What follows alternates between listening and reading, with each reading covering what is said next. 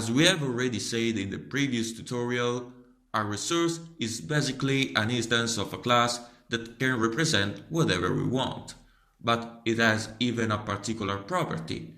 It should be owned by one or more entities called owners.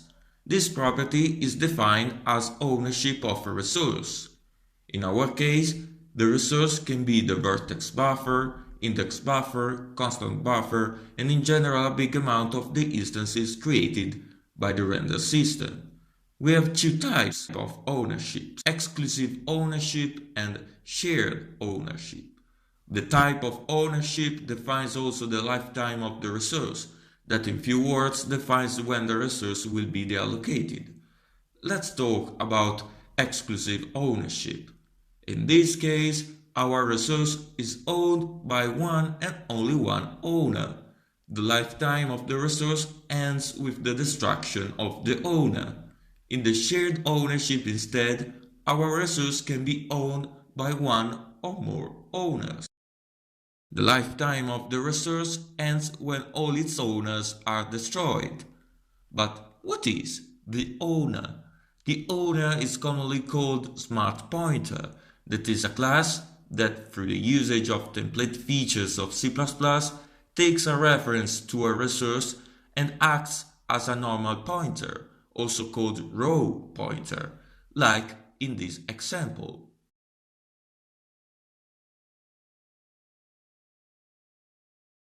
It exploits the functionalities of a class, mainly the constructor and destructor features, to handle automatically the deallocation and so the lifetime of the resource. Let's see why the usage of smart pointer is so important by analyzing an important use case. In this case, we allocate the instance of a class, also called a resource, inside a function. But it's not deallocated when the function terminates, and the only reference to that instance it is inside that function. That means that when the function terminates, we lost any reference to that resource allocated in memory, losing any possibilities to deallocate it and so to free the memory. That means that when the function terminates, we lost any reference to that resource. This particular problem is called memory leak. And if it is not handled, the memory will be completely filled of unused resources, bringing us to go out of memory. To solve this problem, we could pay attention to deallocate our resource at the end of the function. But it works only when we have to deal with very few resources. When our codebase will start to grow considerably, and so even the set of resources to handle, it will become really difficult to manage the situation manually. And here smart pointers enter into the game. Let's see the same function with a smart pointer. Here we don't have to take care about the deallocation of our resource, because it will be the task of the smart pointer, that is currently the owner of the resource, to do this automatically for us. Indeed, when the scope of the function will end, the destructor method of the smart pointer will be called, and in that case, the smart pointer will deallocate the resource. Very well, as we have already said, we have two types of ownership, and so we have two main types of smart pointers: the unique pointer for the exclusive ownership and shared pointer for the shared ownership. Let's examine our case. We have to handle resources like vertex buffer, index buffer, and so on. These kind of resources can be shared among with one or more owners. For example, the same shader, the same vertex buffer, and so on can be used by different resources, like different static meshes or animated meshes, but they can be also used externally by other systems for other purpose. In this case, the most suitable smart pointer is the shared pointer. Let's see more deeply how shared pointer works. In order to handle one or more references to the same resource, the shared pointer implements a reference counter system that consists to a map where the key is the reference to a particular resource and the value is a counter that indicates how many times that resource has been referenced. Each time a shared pointer takes a reference to a resource, The shared pointer searches it in that map, and if the reference was already inserted in it, it simply increments its counter. Otherwise, it creates a new entry with counter settled to 1. When it's the time to release the resource, so when the destructor of smart pointer is called, it decrements that counter. When this counter reaches 0, the smart pointer deallocates the resource.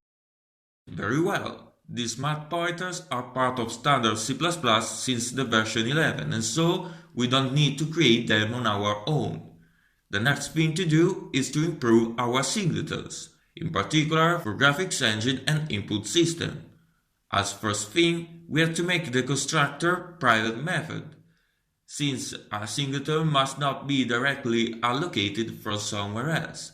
At this point, we know that the initialization of the instance of a singleton is made automatically by declaring the instance as static in the get method. But when this initialization takes place? Surely during the initialization of the program, before the main function is called. What about the deallocation? Surely it happens after the main function terminates. But we are not directly involved in the allocation and deallocation and when they will take place. Instead, we want to know exactly when and in what order these singletons are allocated or deallocated. This is necessary because in the future we will have some systems that will depend to other systems, and in that case the order in which they will be deallocated or allocated will be very important. We can solve this problem by adding two static methods that we can call create and release, where we will allocate and deallocate the graphics engine instance. This allows us to have the control over the initialization and release of the engine, and at the same time, this allows us also to exploit the feature of a singleton to be accessed wherever we want in our codebase. Also, we will apply the array principle by moving the initialization and release logic of graphics engine from init and release methods to, respectively, the constructor and destructor. At this point, init and release methods can be removed. The same exactly things will be applied for input system. The last thing we have to do then is to apply the array principle even to window class. Very well, now we can start the implementation.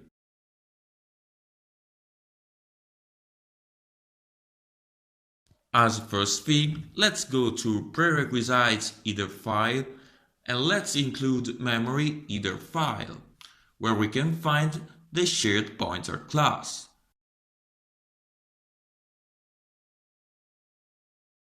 Now, since it's necessary to add the name of the class each time we declare a shared pointer, we will define some types in such a way that we don't have to repeat this action. We will make a smart pointer type for each of the classes instantiated by the render system.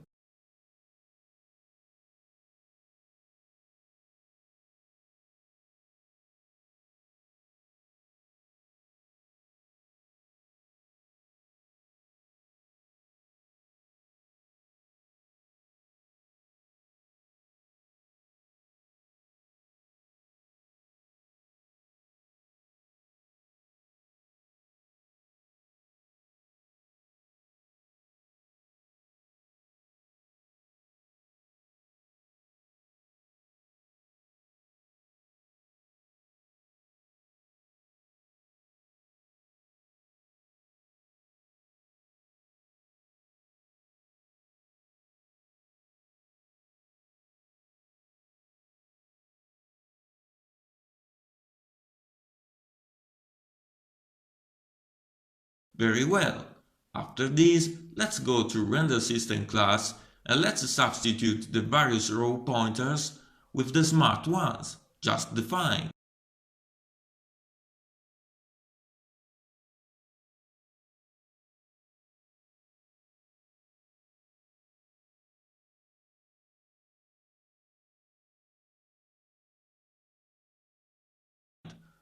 Let's do this even in the C++ file.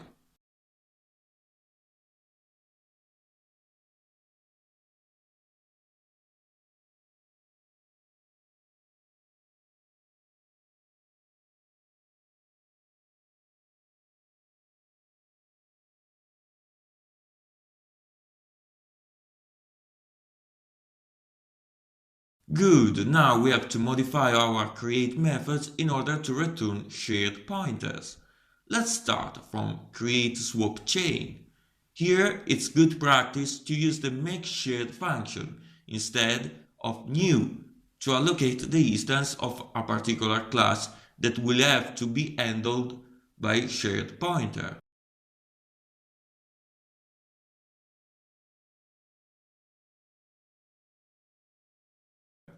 Let's do this even with the other resources.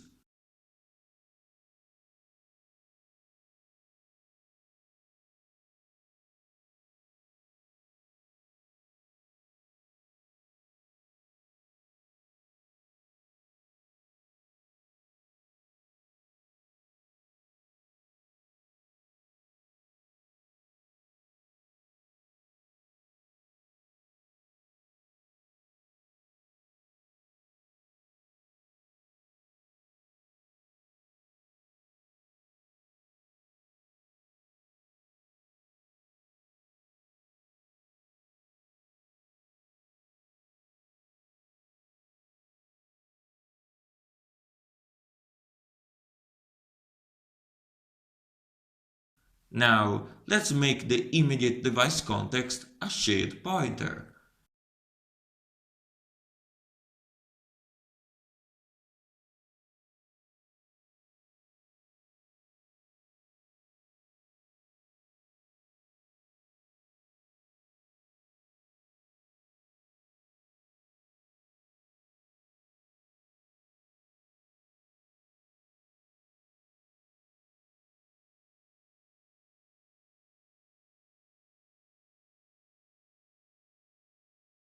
And let's remove the delete instruction in release method.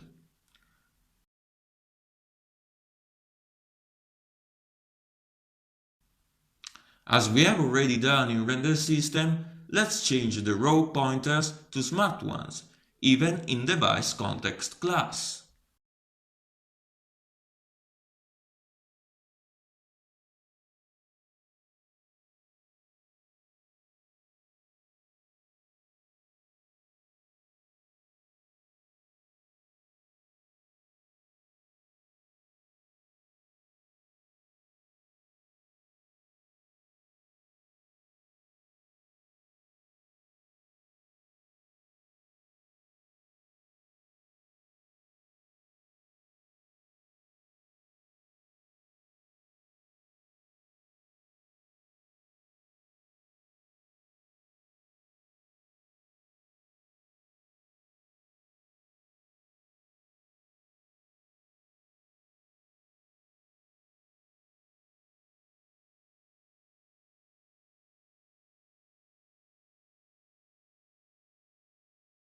Very well, now we can go to App window and here let's make the same thing.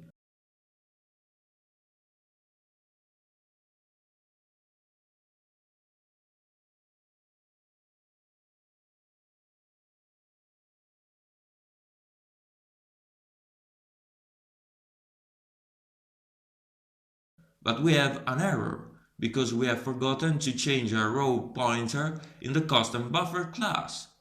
Let's do it.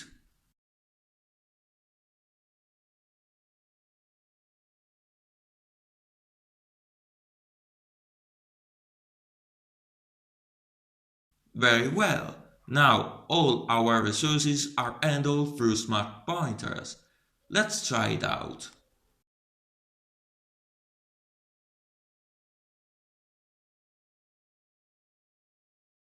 It worked.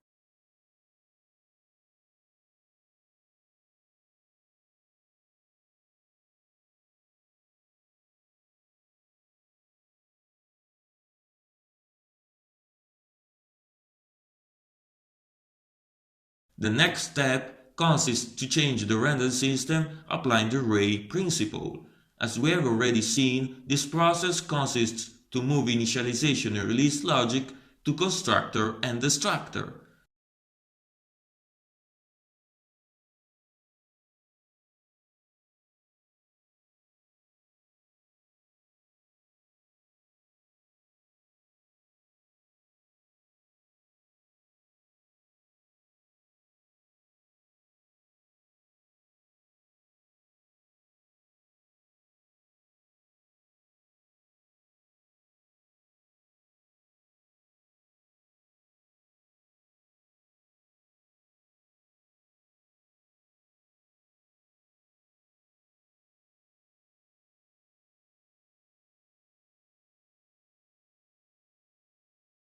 And when we return an error code, we have to throw an exception instead, since it's not possible to return something in the constructor or destructor.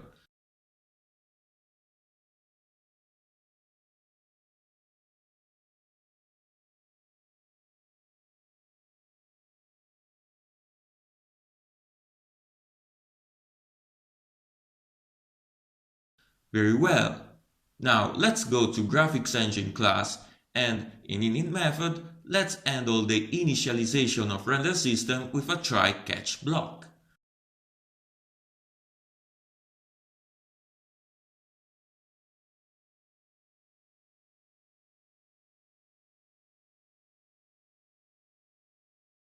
Let's remove the init and release calls.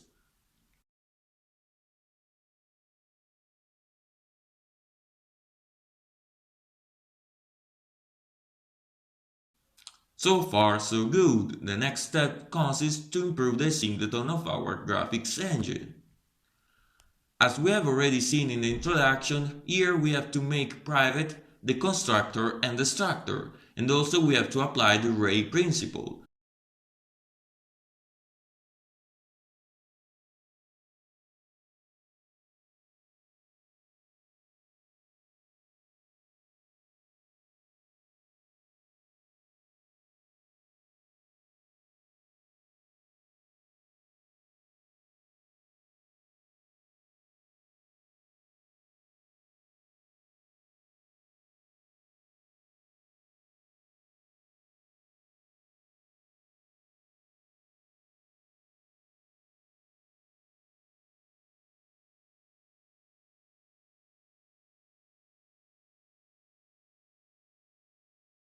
Let's throw an exception if render system is not created successfully.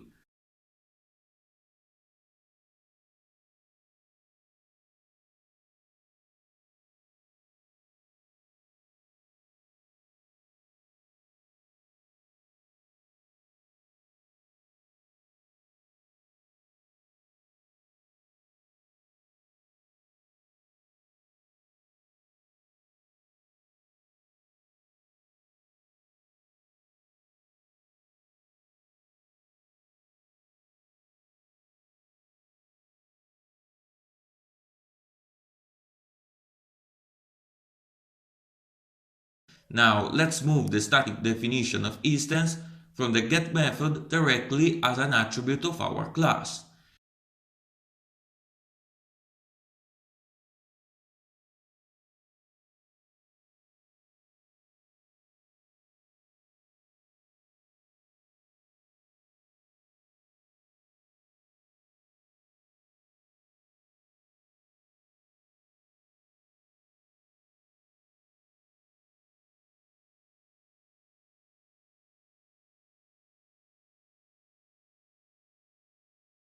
In the get method, instead, let's remove the code and simply return the static instance attribute.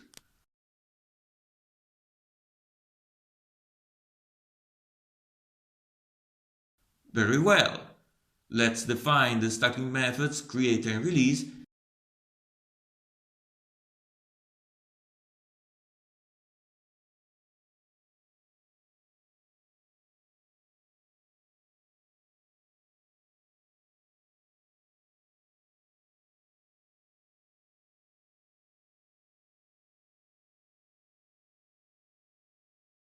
and here Let's allocate and deallocate the instance of graphics engine.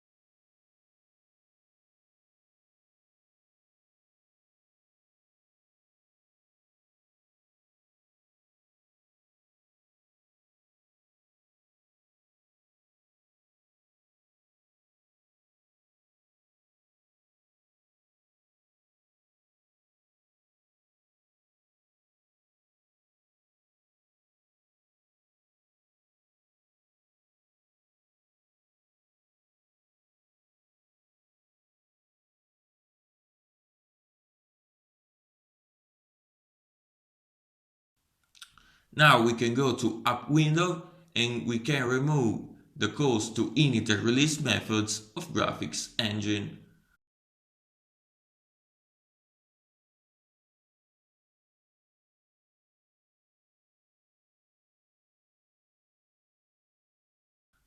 Let's initialize our engine before the creation of the window, and so in the main function.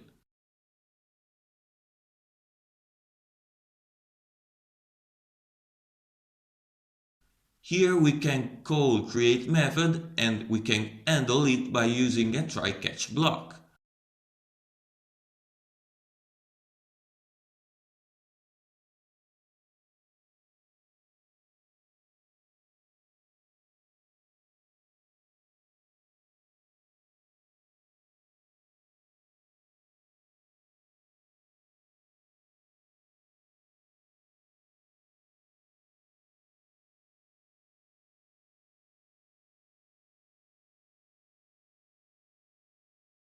Same thing for release.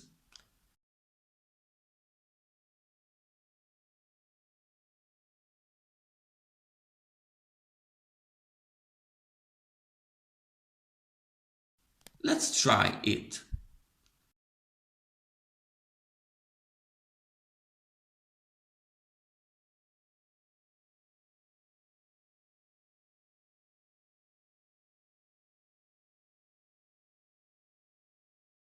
It works.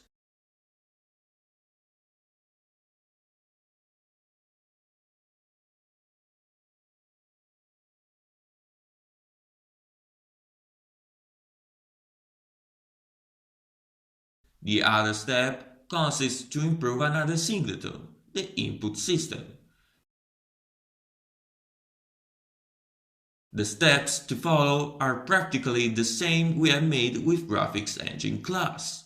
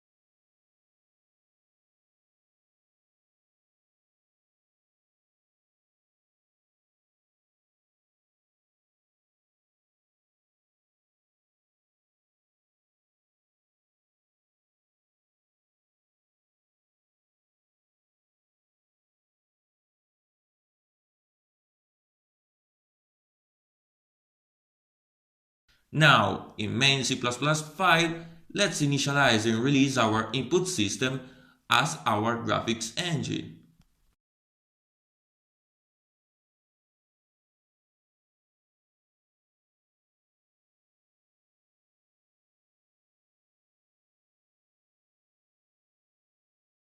Let's see if it works.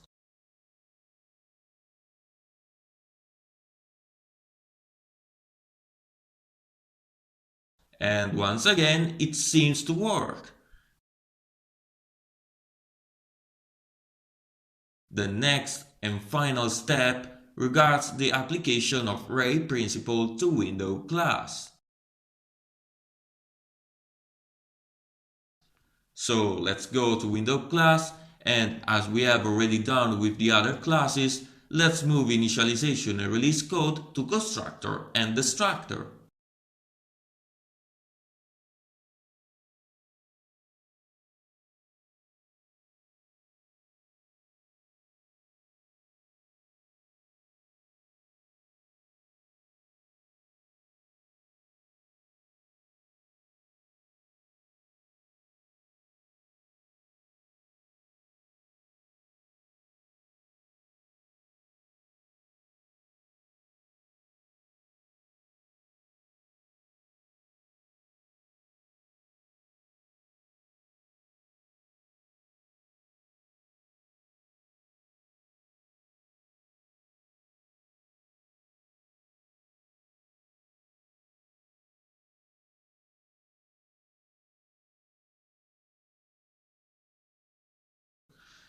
Let's throw exception instead of returning Boolean values.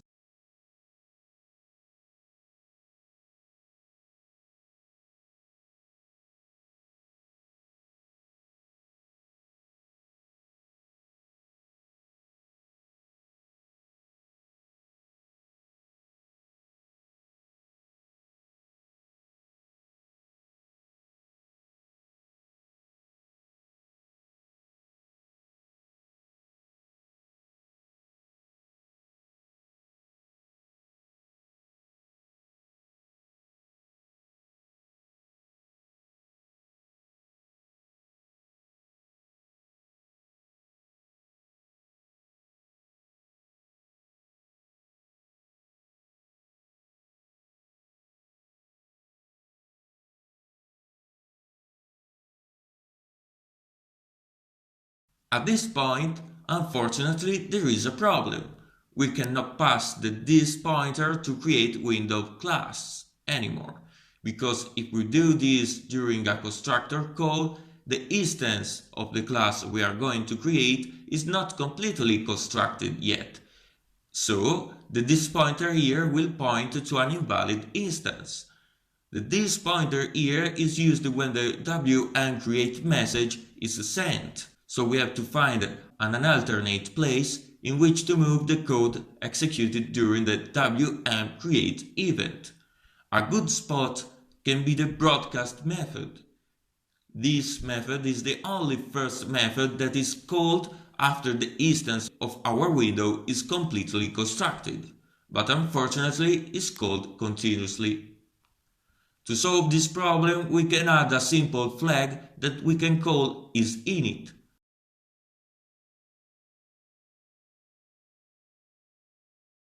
Let's set it to false.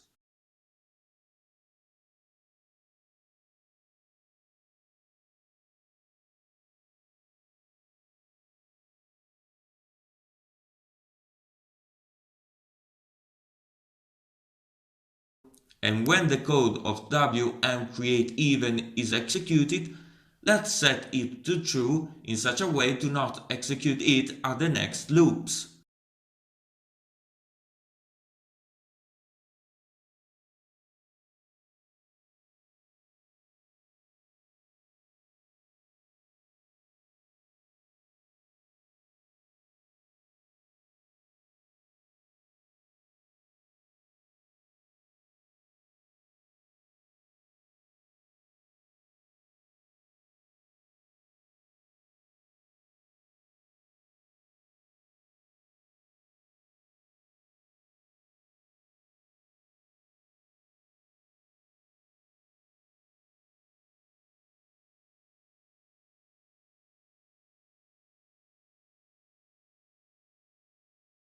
Now we can remove the set HWND method since it's not used anymore.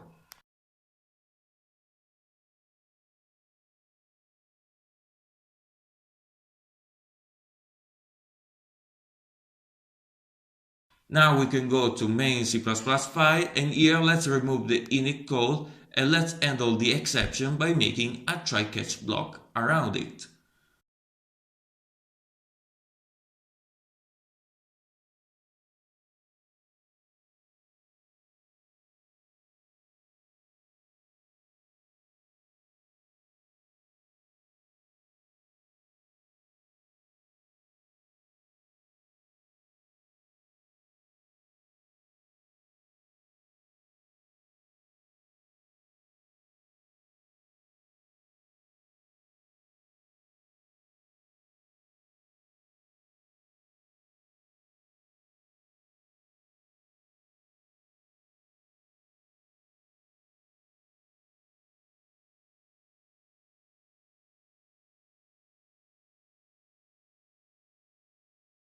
We can start to compile it. Unfortunately, there is an error. To solve it, we have to move the window procedure just before the constructor.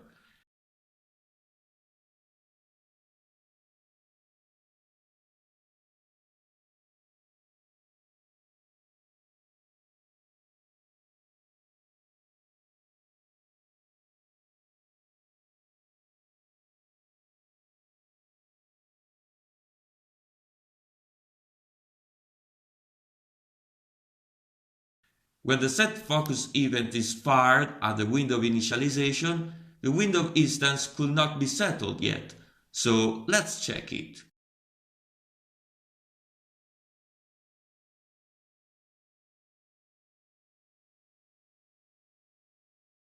Let's see if now it works. And it works.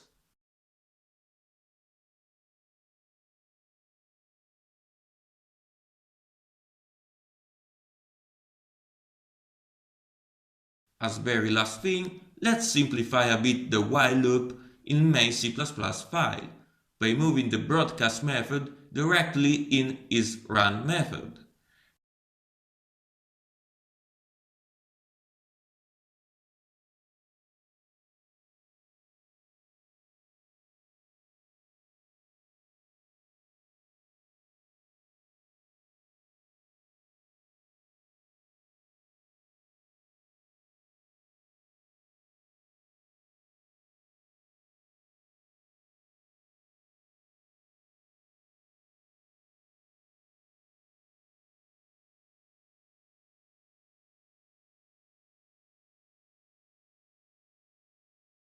And so let's make broadcast method private.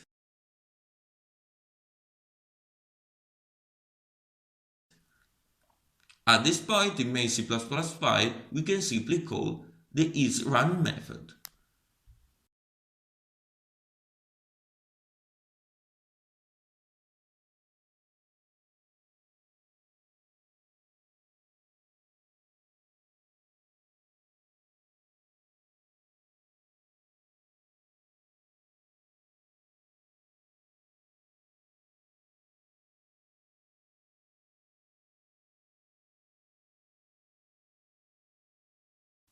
And that's all for now, folks. Today we have seen what are and how to use smart pointers and how to improve our singletons.